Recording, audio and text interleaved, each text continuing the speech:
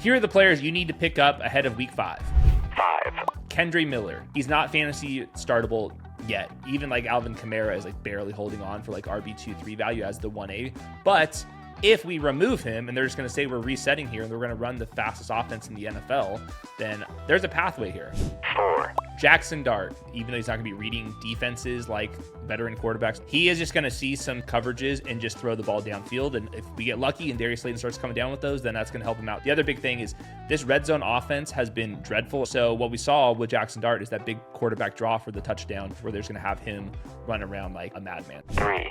Wan'Dale Robinson, targets per route without Malik Neighbors. Wan'Dale Robinson at 31%. Darius Slayton is at 24%. So if the offense is functional, Wan'Dale Robinson's got the easier role. He's being utilized a little bit more downfield this year versus previous, but typically your classic slot player.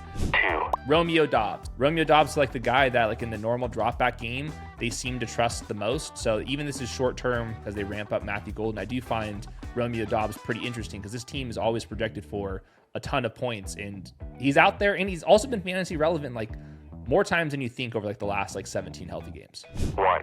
Woody Marks. We got an update for Joe Mixon that there is no update. It's just going to end up in surgery and it's not going to end well for Joe Mixon. The Nick Chubb stuff, I was just looking at his efficiency, really bad compared to Woody Marks. I think the eye test is similar as well. I think this was a little bit of a long shot to happen, but it was well within range. I see this one as like a very major play. We don't know how many more major injuries we're going to have, like the James Conner one.